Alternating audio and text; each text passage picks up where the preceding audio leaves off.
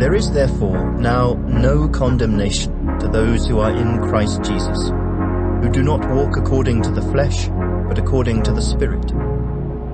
For the law of the Spirit of life in Christ Jesus has made me free from the law of sin and death.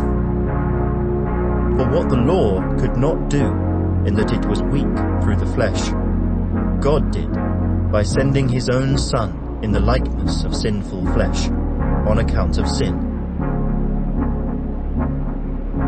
He condemned sin in the flesh, that the righteous requirement of the law might be fulfilled in us who do not walk according to the flesh, but according to the Spirit.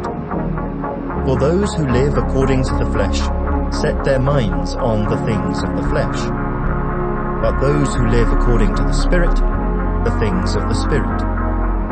For to be carnally minded is death, but to be spiritually minded is life and peace. Those who are in the flesh cannot please God. But you are not in the flesh, but in the Spirit, if indeed the Spirit of God dwells in you.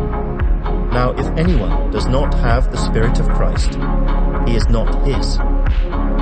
And if Christ is in you, the body is dead because of sin, but the Spirit is life because of righteousness.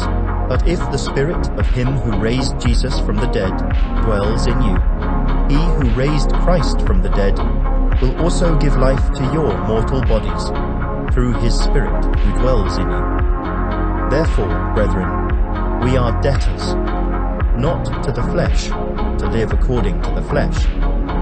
For if you live according to the flesh, you will die.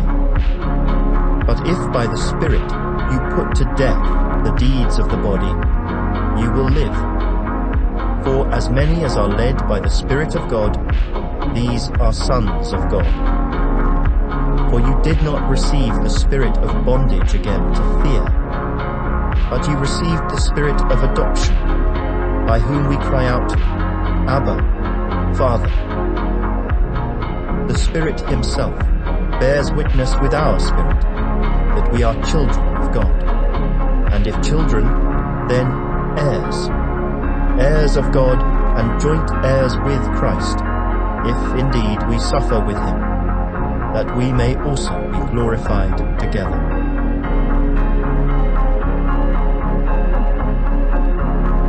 For I consider that the sufferings of this present time are not worthy to be compared with the glory which shall be revealed in us.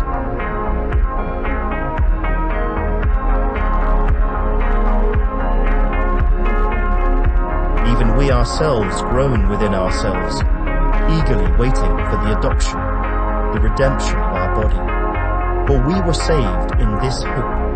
But hope that is seen is not hope, for why does one still hope for what he sees? But if we hope for what we do not see, we eagerly wait for it with perseverance. Likewise, the Spirit also helps in our weaknesses. For we do not know what we should pray for as we ought, but the Spirit himself makes intercession for us, with groanings which cannot be uttered. Now he who searches the hearts knows what the mind of the Spirit is, because he makes intercession for the saints, according to the will of God. And we know that all things work together for good to those who love God, to those who are the called according to his purpose. What then shall we say to these things?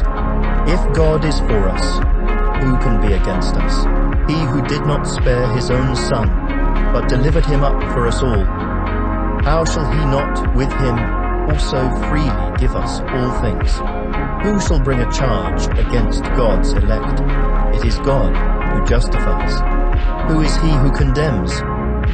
It is Christ who died, and furthermore is also risen, who is even at the right hand of God, who also makes intercession for us. Who shall separate us from the love of Christ?